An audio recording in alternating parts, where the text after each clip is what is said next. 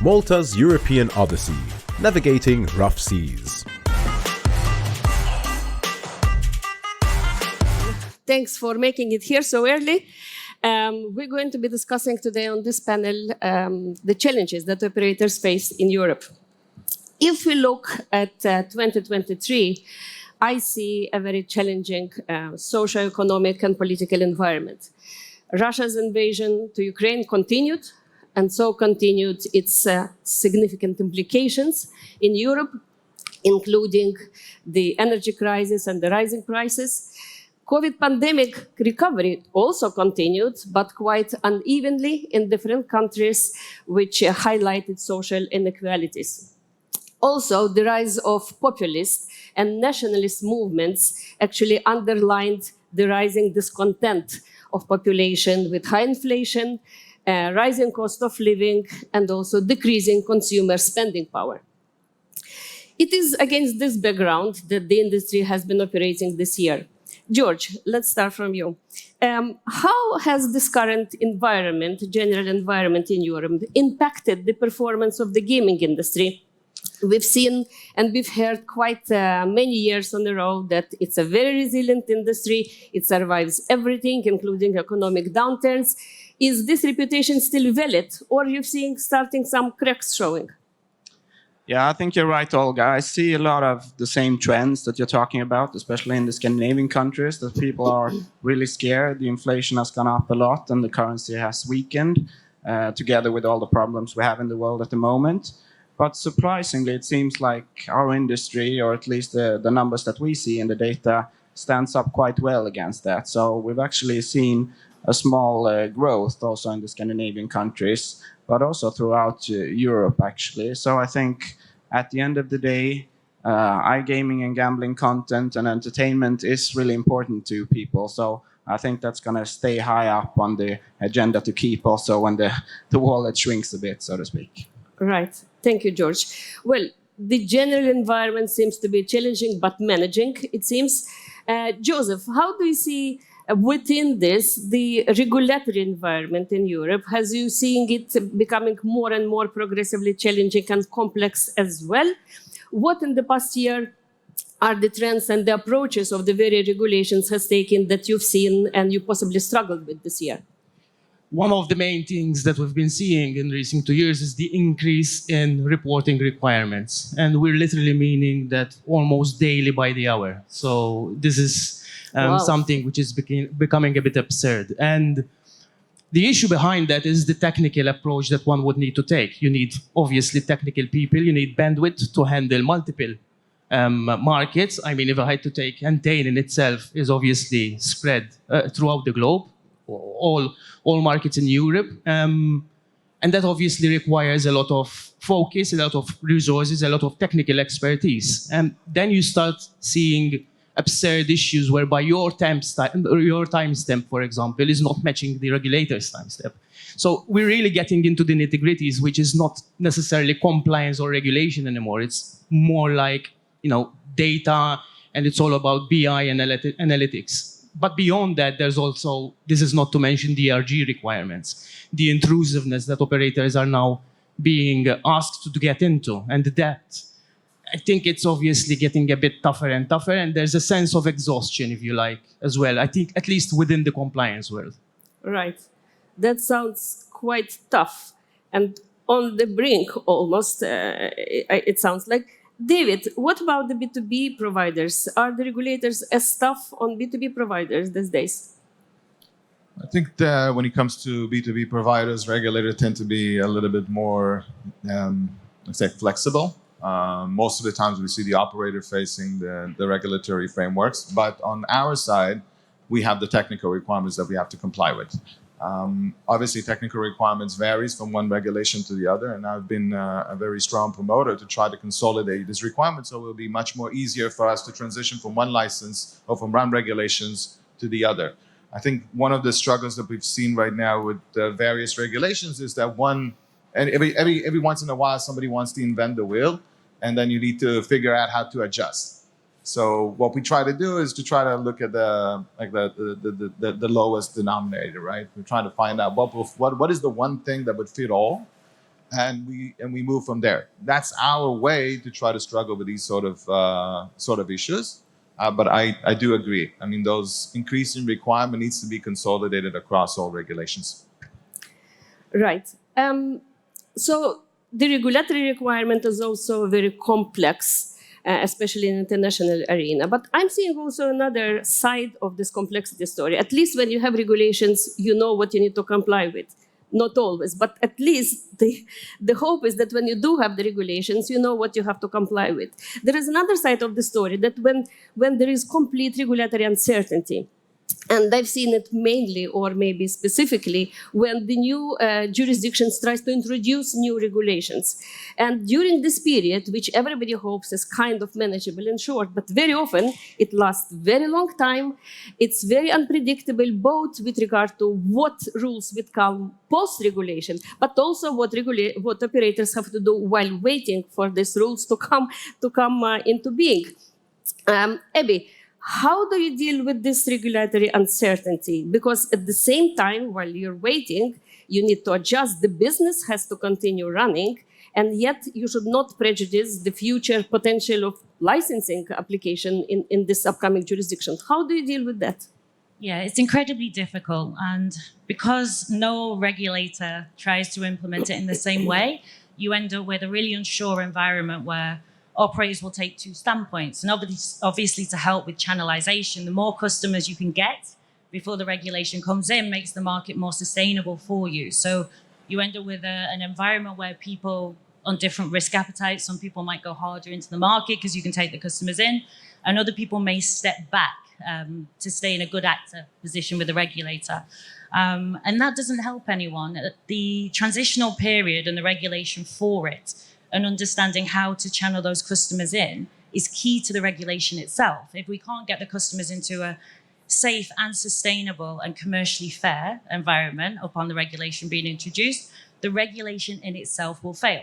And then you will encourage only a black or dark grey market to continue afterwards, which is not in the regulator nor in the larger operators' interest. So it's very important at that time to have a good dialogue ongoing with the regulators. It can be very, very difficult in circumstances where, because you've operated on the grey market, they just won't speak to you. You can't have a communication with them, and then you're just guessing a lot of the time for what the regulation will eventually say about taking those customers in.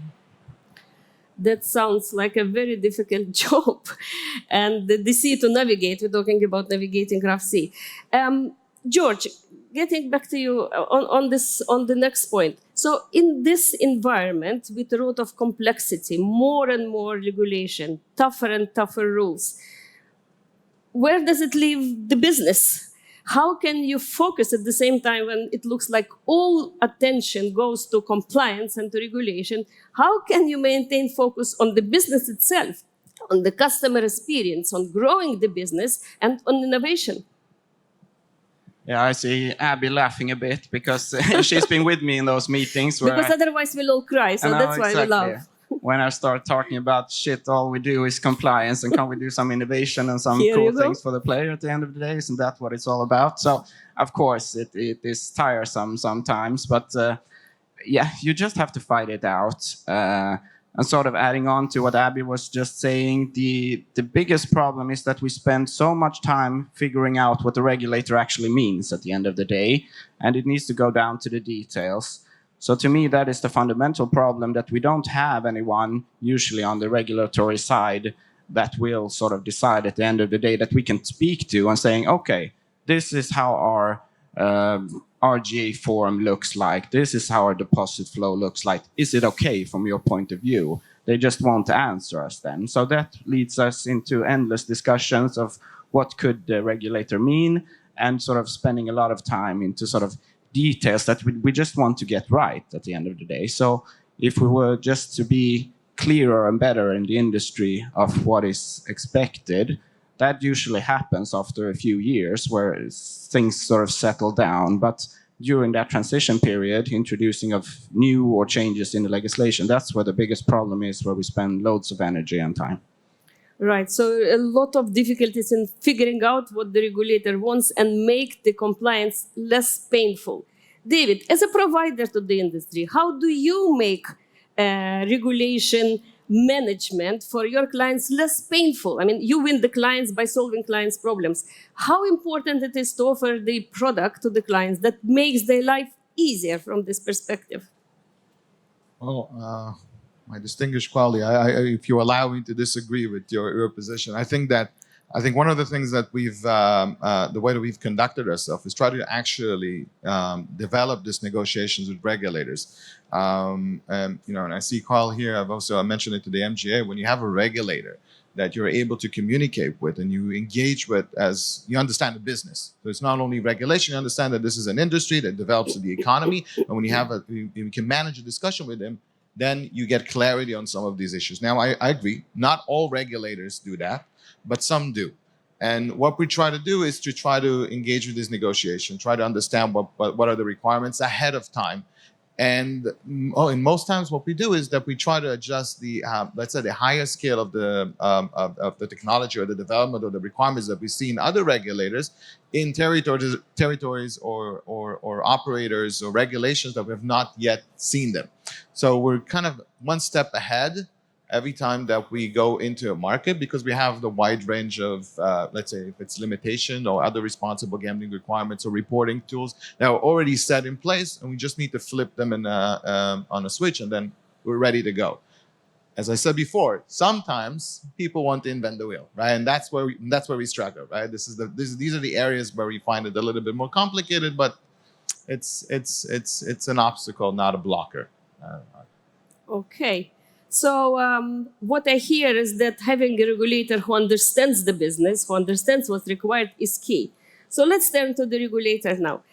Carl, can you tell us a little bit about the new policy that is cooking with the MGA? And I'm talking about the minimum capital requirements, because to me and to some, it looks like this policy will definitely not support the business, will not support the innovation, and possibly will deal a death blow to startups, to innovations, because they will not be able to deal with this policy. What are the goals, and why is it coming into force? I would assume that suppliers and players would like to get paid in the first place, right? So I suppose so. That is the principle. We all try to do that. That is the principal purpose. So the financial stability requirements are one of the things that we haven't looked at for a very, very long time. The share capital requirements date back to 2007. We now have the regulatory experience and the data of the past decades to look at, and the proposed capital requirements that we are consulting on. And we are consulting on them precisely to make sure that we achieve the objective that we're setting out to achieve in the least cumbersome way for businesses. But the objective is to make sure that we don't have, now business is business, it can go insolvent. That is the risk of it. Otherwise everyone would do it. But we need, as a regulator, we need to be responsible and make sure that the companies that we have and we license are in the best position possible to actually make it. So are we disincentivizing startups? That is not the intention. There are allowances made on key functions. There are allowances made on compliance contributions. There are business support measures by other entities within Malta. We want innovation, but we want good innovation. We want companies that are responsible, and that when they're setting out, they are setting out with the knowledge that they will have commitments that they need to honor. So that is the purpose. But as David said, it's important to have conversations, and that is why the consultations are taking place. Right. Let's speak a little bit about the new, already put in force policy of voluntary ESG policy. How do you expect this to be taken up, and what proportion of the licensees you think will take up this policy? It's voluntary, right? It's voluntary, and it's voluntary because a few of the things are cumbersome. It's designed in a tier 1 and tier 2 structure precisely to encourage take-up by operators that may not quite be there on the journey. I would assume that in the first instance, most of the larger operators that are doing it anyway will take it up. A few of the others that will be within scope of CSRD when it comes into effect will also take it up, but there are two purposes to the code. One is to showcase what is actually being done well already. Because I think one of the things that the industry needs help doing sometimes is to actually explain what it does right.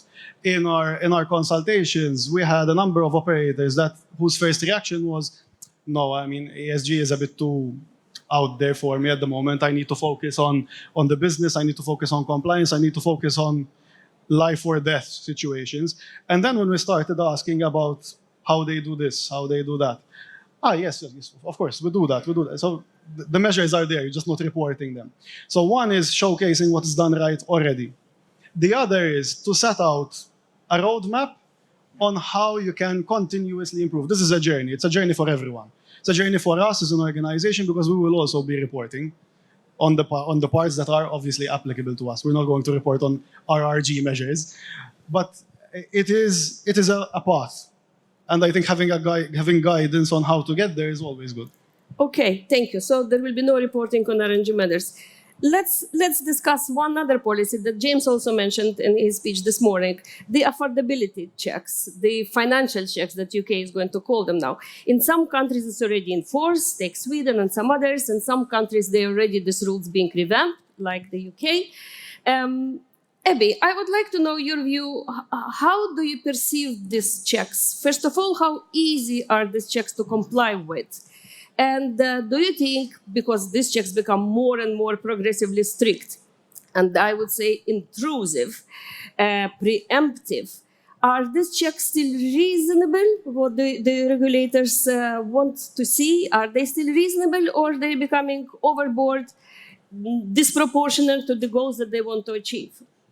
Yeah, it's an incredibly complex framework that we have now, because we have different ways of ID checking and affordability checking customers in different territories. No two ways are the same. No two ways of ID checking are the same. I think often in this industry, we have a tendency to talk about innovation dying. We're not allowed to innovate anymore. And I think we can innovate, but I think we have to start innovating in different areas, because this needs to be more seamless for a customer. Historically, when I came into the industry in 2014, we're looking at speed of play, how fast you can get customers through the gates. And now in the background, what I see my company innovating in quite regularly is how are we checking these customers, how are we monitoring them, and how are we doing it at the right time? Because obviously there is a stage where you're always going to have to go to the customer and ask for more information. But the more information you can gather in the background and the more you do that at the right time, the less intrusive or you are stopping that play with the customer. So I think if you innovate correctly. Affordability is a new buzzword, but in all honesty, in my view, it's that in-between gap between AML and RG. And there's been, a large understanding over the years that, if a customer spends 100% of his money, there's no AML issue. And that's quite a historical view. Whereas in all honesty, it is an AML issue, because how are they funding the rest of their life? How are they funding what else they must be paying for? So I think what we've just found is because the industry as a whole has not put it in place correctly, we're now finding a new buzzword where they will force us to. And that, for me, is just, if we innovate around it, if you look at your customers at the right stage, we have so much data, so many data points now on customers. And with affordability, you have two ways of doing it. One is incredibly invasive, but a lot of regulators do accept, up until the point that you go and look at the exact customer, they do accept that you would take standards if you're looking at the market correctly. So if you're looking at the general income levels of certain areas, what a player can be expected to make. So if you're doing that part correctly, the invasive part comes when a player represents a high risk from an AML perspective or represents a high risk from an RG perspective.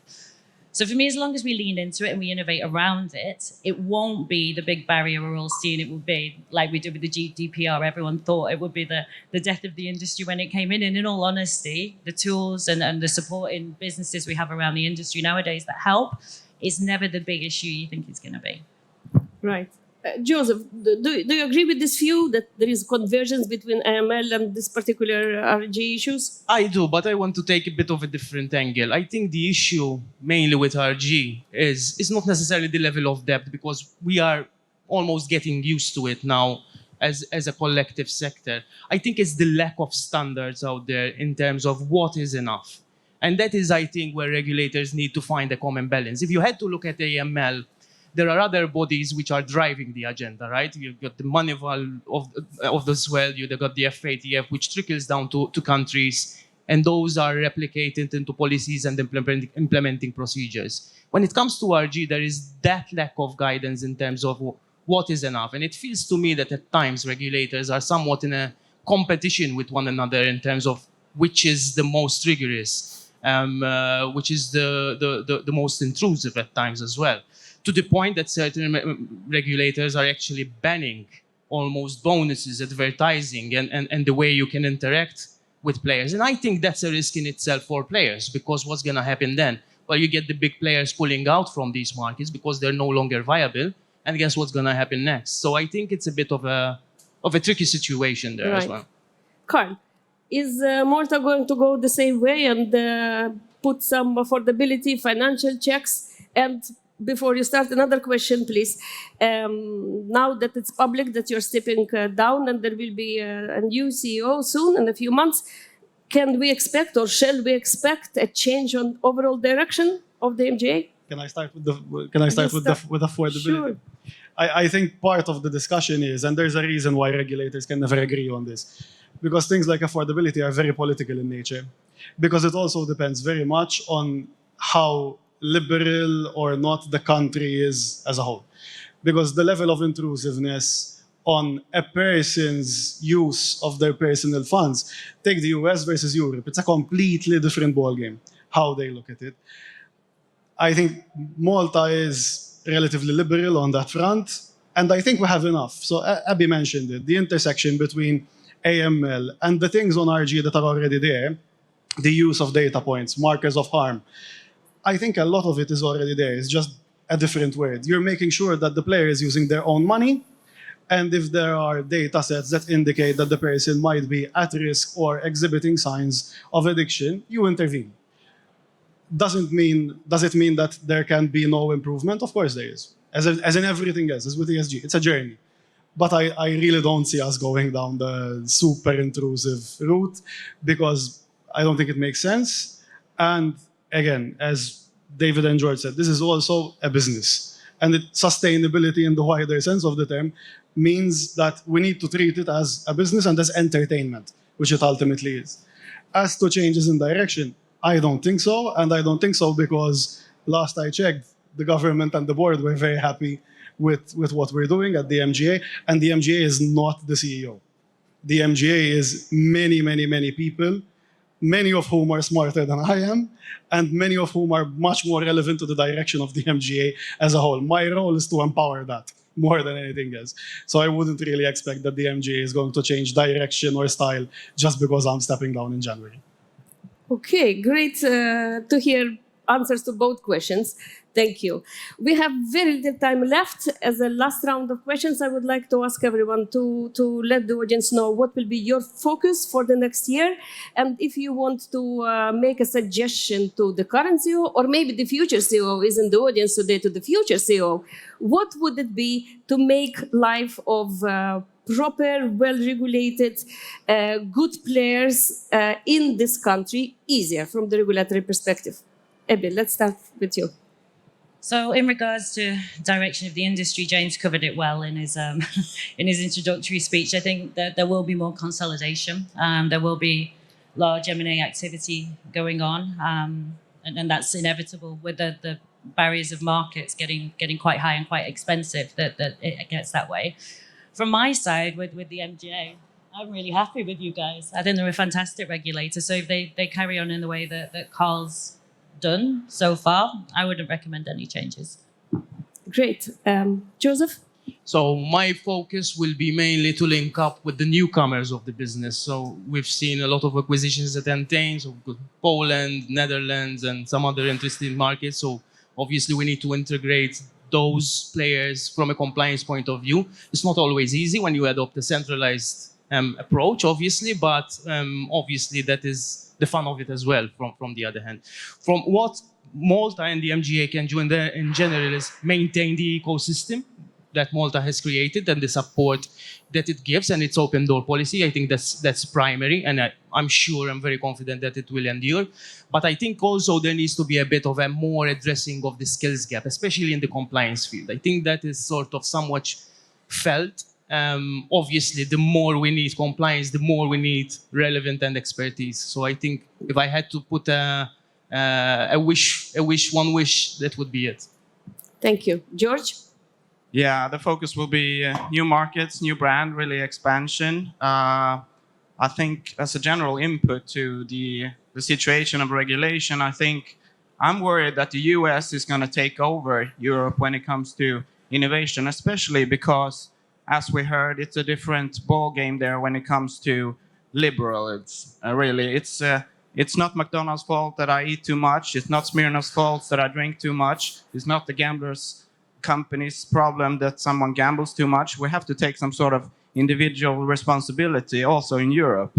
And if we don't, I think we're going to stifle the industry and we're going to lose out on the innovation, and the Americans and the rest of the world is going to eat us up. So I think that agenda needs to be pushed from MJ and whoever can in this room and this industry throughout the European Union to really have a thriving future for the coming 10 years for our industry in Europe.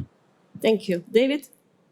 So I would say two things. Okay, strongly still think that the MJ is one of the biggest cooperators that we have in terms of regulators. So I would recommend to continue in that approach, and to make sure that it protects the operators. I think that's one of the most important things that we see right now.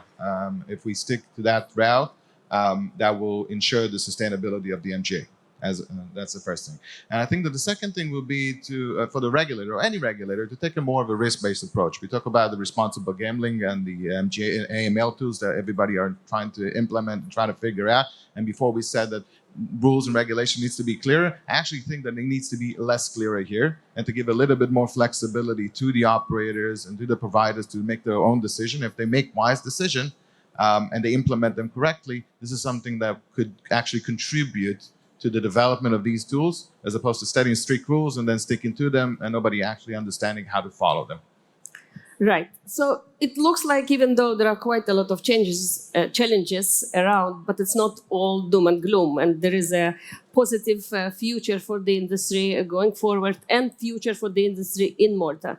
It looks like the key to maintaining this future and improving it is this for the industry and the regulator to work together to ease the pressure of regulatory complexity while maintaining the high standard. On this note, I close the panel and I thank the panelists for a very insightful discussion. Thank you all.